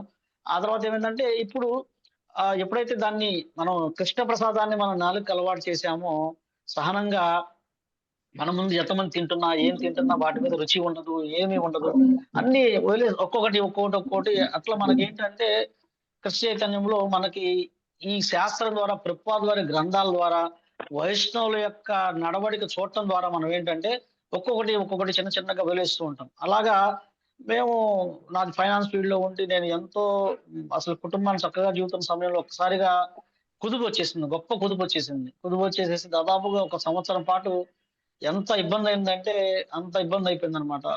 అటువంటి సమయంలో ఒకటే, కృష్ణుడి మీదే ఆధారపడాలి మనము. కృష్ణుడే నా ప్రాణనాథుడు. ఎన్నో శ్లోకంలో చెప్పినట్టుగా అవసరమైతే దర్శనం హృదయం కొంగదీసినా సరే, హృదయాన్ని కొంగదీసిన నువ్వే నా ప్రాణనాథుడు. ఇదే కాన్సెప్ట్ పట్టుకొని ఉండటం వల్ల ఏమైందంటే మళ్ళా కొద్ది సంవత్సరంలోనే మళ్ళా కొద్దిగా మెరుగవటానికి ఏదో ఒక ఛాన్స్ అనేది స్వామి ఒక్కసారి గనక పట్టుకున్నాడు అంటేనండి, ఇంకా మనం వదిలినా సరే స్వామి వదలడు. ఆయన ఎట్టి పరిస్థితుల్లో స్వామి మనల్ని వదలడు. వైష్ణవులు వదలరు, గురువు వదలడు, కృష్ణుడు వదలడు. అందుకనే మనము కృష్ణ చైతన్య మార్గంలో భక్తుల్ని గట్టిగా పట్టుకోవాలండి. గట్టిగా పట్టుకుంటే ఏదో ఆ మార్గంలో నుంచి మనం పక్కకి వెళ్ళకుండా ఉంటాము. అప్పుడు ఏమైంది, కృష్ణ ప్రేమ మనకి ఆటోమేటిక్ గా లభిస్తుంది. ఈ సహనము, సమతుల్యత, సంతృప్తి అనేది ఆటోమేటిక్ గా మనకి ఈ దివ్య విషయాలు చదవడం ద్వారా మన జీవితంలో, దైనందిక జీవితంలో మనం ప్రతి చిన్న విషయంలోనూ సక్సెస్ సాధించగలం. అంటే చిన్న చిన్న విషయాలే అయినప్పటికీ దాన్ని ఒక యుద్ధం లాగా దాన్ని మనం ఫస్ట్ అది యుద్ధం లాగా ఉంటుంది. ఇప్పుడు అనుకుంటారు చాలా మంది అంటే అసలుకి మా దగ్గరకు వచ్చి అంటారన్నమాట, ఏంటి ఉల్లిపాయ లేకుండా మీరు జీవిస్తున్నారు, అసలు ఉల్లిపాయ లేని జీవితమేనా మీకు అంటారన్నమాట. మనం ఉల్లిపాయను వదిలేసి చాలా కాలం అయింది. అంతకన్నా గొప్ప విషయాలు మనం ఇప్పుడు మన జీవితంలో ఇంకా ఎలా దాటాలి ఒక్కొక్క స్టేజ్ లేకొద్ది. అట్లాగే ప్రారంభంలో ప్రతిదీ కష్టంగానే ఉంటుంది. ఓర్చుకొని మనం వెళ్ళడానికి మనం ప్రయత్నం చేస్తూ ఉన్నట్టయితే ఖచ్చితంగా కృష్ణుడు మనకి మార్గనిర్దేశం ఇస్తాడండి. హరే కృష్ణ. 100% కరెక్ట్ ప్రభుజీ. మేము ఇంట్లో కూడా ఇవి బాగా అనుభవించాము. కోడలు కూడాను ఉల్లిపాయ తినరు కదా అత్తయ్య మీరు వేస్తే అని గుర్తు చేస్తేనే అవును కదా ఉల్లిపాయ తిన్నాం కదా అని అప్పుడు సాధన ఫస్ట్ లో కొంచెం ఇబ్బంది పడినా గానీ ఇప్పుడు అలవాటు అయిపోయింది అది. అలాగే కాఫీ టీ కూడా అంతే ప్రభుజీ. 10-15 సార్లు కాఫీ తాగేవాళ్ళమి. ఇవాళ నుంచి తాగకూడదు. మాతాజీ ఫస్ట్ క్లాస్ లో చెప్పారు కాఫీ తాగకూడదని.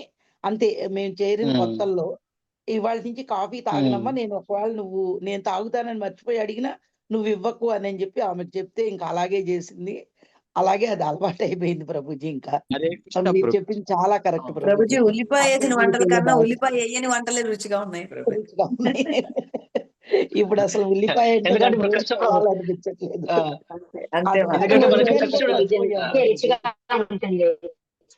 ఎందుకంటే మనకి కృష్ణ అని ఇంగ్రీడియంట్ హరే కృష్ణ. అది మానేశాక వాటి వాసన కూడా నచ్చట్లేదు ప్రభుజీ. ఈ 4 years లో ఉల్లిపాయ అనేది మర్చిపోయాం ప్రభుజీ. అది ఒకటి ఉందని కూడా మర్చిపోయాం. హరే కృష్ణ ప్రభుజీ. నిజంగా మీరు చెప్పినట్టుగా తిలకధారణ, కట్టిమాల తీసుకున్నట మనం ఖచ్చితంగా మన పరమాత్మ లోపల ఉండి చెప్తుంటారు. ఒక ద్వారా అనిపిస్తుంది. ఏదైనా తప్పు చేస్తే కనుక వెంటనే ఎదుటి వాళ్ళు మనల్ని అనుకుంటా కానీ మనం గమనించడం ప్రతిదీ గమనిస్తారు ప్రభుజీ. మన ఫస్ట్ మనం ఎప్పుడైతే తిలకధారణ చేస్తాము, ఈ కట్టిమాల వేసుకుంటామో, మరి ఇవి వేసుకుని ఇలా ఎలా చేస్తున్నారు అనేది వాళ్ళకి వస్తుంది. సో ఇది మనకు ఒక పెద్ద సెక్యూరిటీ అన్నమాట. మనం తప్పులు చేయకూడదు అని చెప్పడానికి ఇది మన ప్రతి క్షణం కూడా మనకి ఇండికేట్ చేస్తూ ఉంటుంది. నువ్వు ఇది వేసుకున్నావు, నువ్వు తప్పు చేస్తున్నావు అని లోపల పరమాత్మ చెప్తూనే ఉంటారు ప్రభుజీ. నిజంగా మీరు చెప్పినట్లుగా ఆ ఫుడ్ కూడా అవును. మనం స్టార్టింగ్ లో కొంతకాలం ఇబ్బంది పడ్డ ప్రభుజీ. ఇప్పుడు నిజంగా అసలు అది చూడబుద్ధి కూడా కావట్లా నిజంగా చెప్పాలంటే. అది మనది కాదు, ఆ ఐటమ్స్ నాది కాదు కదా, దానికోసం ఎందుకు చూడాలి అన్న మనసులోకి రావట్లేదు ప్రభుజీ ఆలోచన. మీరు చెప్పినట్టుగా సాధన చేస్తే మాత్రం మీరు అంత చక్కగా సాధన చేసి మాకు మంచి ఇన్స్పిరేషన్ ప్రభుజీ. మిమ్మల్ని చూసి మేమందరూ కూడా చాలా నేర్చుకోవాలి ప్రభుజీ. అద్భుతంగా చెప్పారు ప్రభుజీ. హరే కృష్ణ. ప్రభుజీ అందరి ఒక అనుభవం క్వశ్చన్ ప్రభుజీ, ఇది. ఒక క్వశ్చన్ ప్రభుజీ. ఇప్పుడు మీరు కూడా చెప్పారు చెప్పండి. మనల్ని వీళ్ళు అబ్జర్వ్ చేస్తుంటారు, వాళ్ళు అబ్జర్వ్ చేస్తుంటారు అని. ఒక కాలంలో అబ్జర్వ్ చేసి కరెక్ట్ చేస్తుంటారు. నువ్వు ఇట్లా చేసినావు, ఇట్లా చేయొద్దు, ఇట్లా నడవాలా, ఇట్లా వేసుకోవాలా, ఇట్లా అని. అది వాళ్ళు చెప్పేది మన మంచికే అని మనకు అర్థమవుతుంటది. ఏ పెద్దోళ్ళైనా అబ్జర్వ్ చేసిన నేబర్స్ చాలా బాగా అబ్జర్వ్ చేస్తారు. కానీ ఇప్పుడు ఎట్లుందంటే అబ్జర్వ్ చేసి దాన్ని అడ్వాంటేజ్ తీసుకుంటుంది. ఈమె ఇది తింటది, ఇది తినదు, ఇది మాట్లాడుతుంది, ఇది మాట్లాడదు, ఈమెకి ఈ విషయంలో కోపం వస్తుంది అని ఇంకా ఎక్కువ చేస్తున్నారు. దానిని చూసి మనం ఎట్లా సహనంగా ఉండగలం ప్రభుజీ? వాళ్ళకి ఏం అంబిషన్, చదువు ఏం లేదు. ఎట్లేమని ఎట్లా ఇట్లా అట్లా అట్లా ప్రజలు దండిగా ఉన్నారు ప్రభుజీ. ఇప్పుడు ఇంటర్నెట్ చీప్ అయిపోయింది, కెమెరాస్ చీప్ అయిపోయినాయి, ఫోన్ చీప్ అయిపోయింది. కాబట్టి ఓనమల్ రావుడు కూడా ఫోన్ పట్టుకొని బ్యాక్ కెమెరా పట్టుకొని ఫోటోలు. మనం ఎట్లా సహనం చూపెట్టాలి ప్రభుజీ? హరే అంటే కృష్ణ ఈ మాట యాక్చువల్గా అంటే ఈ మాట అంటే కోపం వస్తుందని తెలిసి అనడము, ఈమె ఈ టైంలో బయటికి పోతుంది, ఈ టైంలో అట్లా ప్రతి దాన్ని అబ్జర్వ్ చేసి దాన్ని అడ్వాంటేజ్ తీసుకుంటే సహనం మనకి ఎట్లా వస్తుంది ప్రభు? ఓకే. ఇప్పుడు మాతాజీ చెప్పిన దానికి మీలో ఎవరైనా మాతాజీలు ఉన్నారు, దయచేసి వారికి ఒక సూచన ఇవ్వగలరా మీరు ఎవరైనా? అంటే మాతాజీ చెప్పిన దాన్ని బట్టి అంటే ప్రభుజీ మనము భౌతికంగా చాలా మందితోటి అటాక్ తగ్గించేసుకున్నాం. ఇప్పుడు తగ్గించేసుకున్నప్పుడు సహజంగా నిన్నటి దాకా వాళ్ళతో స్నేహంగా ఉన్నాం కాబట్టి ఇప్పుడు వాళ్ళకి కొంచెం అబ్జర్వేషన్ తో కొంచెం కోపం రావటమో లేకపోతే ఉంటుంది. కానీ వాళ్ళని కొంచెం చెప్పుకోవటము మెల్లగా, ఇలా కాదు, ఇలా మేము ఇలా కృష్ణ చైతన్యంలో ఉన్నాం, ఇలా ఉన్నామని. అది కూడా వినకపోతే వాళ్ళని అసలు మనం పూర్తిగా ఇగ్నోర్ చేసేసి మన పనులు మనం చేసుకోవాలి ప్రభుజీ. హరే హరే కృష్ణ కృష్ణ ప్రభుజీ. ప్రభుజీ. ప్రభుజీ ఇంకొకటి ప్రభుజీ, ఇప్పుడు ఆ మాతాజీ అడిగారు కదా మనం ఎట్లా సహనాన్ని చూపించగలుగుతామని. అది ప్రభుజీ ఎలా అనిపిస్తుంది అంటే, మనం ఎప్పుడైతే భగవద్గీత శ్రవణం చేస్తామో, శాస్త్రాధ్యయనం చేస్తామో, ఆటోమేటిక్ మనకి సహనం వస్తుంది ప్రభుజీ. ఎందుకంటే ఇప్పుడు అది వరకు వాళ్ళు ఏదన్నా అంటే మనకి కోపం వచ్చేది, ఆవేశం వచ్చేది. ఎప్పుడైతే మనం స్వామి ఏదైతే చెప్పారో అది మనం అంత ఖచ్చితంగా వింటే మాత్రం మనం మాత్రం రియాక్ట్ అవ్వం ప్రభుజీ. అలా నాకు అనిపించింది ప్రభుజీ. ఇప్పుడు ఏంటంటే మనం దాన్ని ఇంప్లిమెంట్ చేస్తాం, మనం దాన్ని విజ్ఞానంగా మార్చుకుంటాం కాబట్టి అప్పుడు తిరిగి ఒకళ్ళు ఎదుటి వాళ్ళు అన్నా కూడా మనకి ఇందాక చెప్పారు కదా, ఒకళ్ళు కోపం వచ్చినా, సంతోషం వచ్చినా ఉప్పొంగడము, కురిగిపోవడం జరగకూడదని కృష్ణుడు చెప్పినట్టుగా మనం ఎప్పుడైతే వింటుంటామో మన జీవితంలో వాటిని అమలు పరుస్తుంటాం కదా. అమలు పరిచేసరికి ఆటోమేటిక్ గా ఎదుటి వాళ్ళు ఏదన్నా కూడా మన కోపం రాకపోవచ్చు ప్రభుజీ, సహనాన్ని ప్రదర్శిస్తాం అక్కడ. అలా నాకు అనిపించింది ప్రభుజీ. హరి కృష్ణ. ప్రభుజీ భక్తుల సాంగత్యం కూడా శ్రవణం మెయిన్ అనిపించింది ప్రభుజీ. మాతాజీ అన్న శ్రవణం, భగవద్గీత శ్రవణం. శ్రవణం. హరే కృష్ణ ప్రభుజీ. నాదొక్క మాట ప్రభుజీ. ప్రభుజీ హరే కృష్ణ. దానికి నేను ఒక క్లాస్ లో వినింది ఏంటంటే, మనకు అవసరమైన దాన్ని మనం వినాలి, మనకు అవసరం లేని దాన్ని వినకూడదు, చూడకూడదు. కరెక్ట్ చేస్తే నేను క్లాస్ లో విన్నాం. హరే కృష్ణ ప్రభుజీ. దీనికే ఒక ప్రభుజీ ఒక చిన్న కథ చెప్పారు. అంటే ఒక నూనె, ఒక సమస్య వచ్చి, ఒక నూనె ఒక చిన్న గిన్నె నిండా తీసుకుని అది ఆ మందిరం చుట్టూ, రాజమహల్ చుట్టూ తిరిగి రావాలి. ఒక చుక్క కూడా కింద పడకూడదు, పడితే నీ తలబోద్ది అని చెబుతారు. అందువల్ల ఆ చుక్క కూడా నూనె కింద తొనకకుండా తీసుకొచ్చి చెప్పానంటారు. అంటే అంతకుముందు అతను వేసిన ప్రశ్న ఏంటంటే, నన్ను గురించి అందరూ చెడుగా చెప్పుకుంటున్నారు, చెడుగా మాట్లాడుతున్నారు అని. వచ్చినప్పుడు సరే బాగానే తెచ్చావు, ఇప్పుడు నిన్ను గురించి ఎంతమంది చెడుగా చెప్పుకున్నారు, ఎంతమంది అంటున్నారు అన్నప్పుడు, నేను ఇవన్నీ వెళ్ళలేదు రాజు గారు, నేను ఈ నూనె మీదే ధ్యాస పెట్టాను అని చెబుతారు. అది కూడా దీనికి ఉపమానంగా ఉంటదేమో అనుకుంటున్నాను. మంచి ఉదాహరణ మాత్రం. ఎందుకంటే మనము కృష్ణ మార్గంలో ఉన్నప్పుడు అంటే అంటారు కదా, దారిని పోయే వాళ్ళు రకరకాల మాటలు అంటున్నారు. ఇంకొక విషయం ఏంటంటే, మీరు గమనించారో లేదో, కృష్ణ చైతన్య మార్గంలో పురోగమించే కొద్దీ మనల్ని విమర్శించే వాళ్ళు తగ్గుతుంటే, స్టార్టింగ్ స్టేజ్ నుండి మాత్రం ఖచ్చితంగా రకరకాలుగా అనేవాళ్ళు ఉంటారు. కానీ ఎప్పుడైతే మనం కృష్ణనామాన్ని జపిస్తున్నామో, ఎప్పుడైతే మన యొక్క నడత చూస్తారో, చాలా మంది మనం ప్రేమించే వాళ్ళు ఎక్కువ అవుతారండి, అవమానించే వాళ్ళు తక్కుతారు. ఫస్ట్ స్టార్టింగ్ స్టేజ్ లో మాత్రం అబ్బో ఇప్పుడు దాకా చెప్పారు ఇప్పుడు ఏందో వీళ్ళు అని అనేవాళ్ళు ఉంటారు. కానీ ఎప్పుడైతే మన సాధన తీవ్రంగా ఉంటుందో, మన యొక్క నడవడిక పర్ఫెక్ట్ గా ఉంటుందో, ఆటోమేటిక్ గా ఆ వేగం వాళ్ళు కూడా తగ్గి మనకి ఉన్నతమైన భక్తుల సాంగత్యమే లభిస్తుంది. అనేవాళ్ళు కూడా తగ్గిపోతారు ఆటోమేటిక్. స్టార్టింగ్ స్టేజ్ లో కొద్దిగా వచ్చి ఉంటుంది. ఆ టైంలో మనం ఓర్చుకోవాలి. ఇతర వైష్ణవుల నుంచి వాళ్ళు ఎలా నడగొడుస్తున్నారు ఇటువంటి సమయంలో మనం చూసుకున్నట్టయితే మన సమస్యకి పరిష్కారం దొరుకుతుంది. మేము కూడా ప్రతి ఒక్కరి భక్తుల జీవితంలో ఈ అందరు ఫేస్ చేసిన వాళ్ళేనండి. ఓర్చుకున్నట్టయితే ఆటోమేటిక్ గా భగవంతుడు ఏం చేస్తారంటే, భగవంతుడు చేసే పని ఏంటంటే అండి, అందరి హృదయాల్లో పరమాత్మ రూపంలో ఆయన ఉంటాడు కాబట్టి ఆ పరమాత్మ రూపంలో వాళ్ళందరినీ కూడా భక్తులని దూషించకుండాను, ఎటువంటి చేయకుండాను ఆటోమేటిక్ గా వాళ్ళకి ఆ మార్గాన్ని సుగమం చేసేస్తారండి. కృష్ణ చైతన్య మార్గంలో మనం ముందుకు వెళ్ళడానికి అన్ని కూడా ఆయన వే పర్ఫెక్ట్ గా ఉంటుంది. Krishna planning is very very very perfect planning అన్నమాట. అంత పర్ఫెక్ట్ గా ఉంటుంది. మనల్ని చంటి బిడ్డల మాదిరిగా చూస్తాడు కృష్ణుడు. నా స్వీయ అనుభవం చూస్తున్నాం కదా. ఎవరైతే కృష్ణనామాన్ని చెప్తున్నామో, భగవత్ సేవలో ఉన్నామో, గురువుల పట్ల శ్రద్ధతో వైష్ణవులు సేవిస్తున్నామో వాళ్ళందరినీ కూడా చంటి బిడ్డల మాదిరిగా ఆయన కంటికి రెప్పలా కాపాడతాడు. అంటే అవమానాల నుంచి అన్నిటినీ ఓర్చుకునే శక్తిని ఇస్తాడు. అసలు అవమానాలు కూడా తగ్గుతాయి. ఉండే కొద్ది అవమానాలు కూడా తగ్గుతాయి. ఇది ఖచ్చితంగా జరుగుతుంది మాతాజీ. హరే కృష్ణ. ప్రభుజీ ఇదివరకు ఓకే అండి. ఇప్పటికే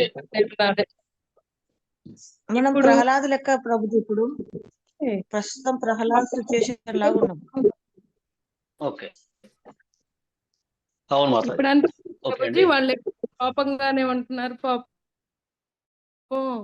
వాళ్ళ మనసులో ఇంక భగవంతుడు ఎప్పుడు ఉంటాడు అని జాలేస్తుంది ప్రభుజీ. ఎవరన్నా మనల్ని అంటే పాపం వాళ్ళ మనసులో ఇంక భగవంతుడు ఎప్పుడు ఉంటాడు, మన మీద కోపంతోనే వాళ్ళ జీవితం అయిపోతుంది కదా అని కొంచెం జాలి పడుతున్నాం ప్రభుజీ. కోపం రావట్లేదు. మనం చేయగలిగింది కొద్దిగా కృష్ణ ప్రసాదాన్ని అందించడం ఒకటే. కృష్ణ ఈ బద్ధజీవుడు ఈ విధంగా ఉంటున్నారు, దయచేసి వారికి ఆ హృదయంలో అసూయ తొలగించి మీ కృష్ణ ప్రేమని సుస్థాపితం చేయండి కృష్ణ అని మనం ప్రార్థించటము. మన ప్రార్థన ఫలితంగా కూడా ఏంటంటే, మన ప్రార్థన ఫలితంగా భగవంతుడు ఏంటంటే భక్తుడు ప్రార్థిస్తే భగవంతుడు సంతృప్తి చెందుతాడు కాబట్టి మనము మన ప్రయత్నం మనం చేస్తూ ఉంటే వారిని కూడా భక్తులుగా మారుస్తారు. ఇవన్నీ మనం అందరూ చూస్తూనే ఉంటామండి. ఓకే అండి. ఈ రోజు మనం చాలా విలువైన విషయాలు చర్చించుకున్నాం. అవును.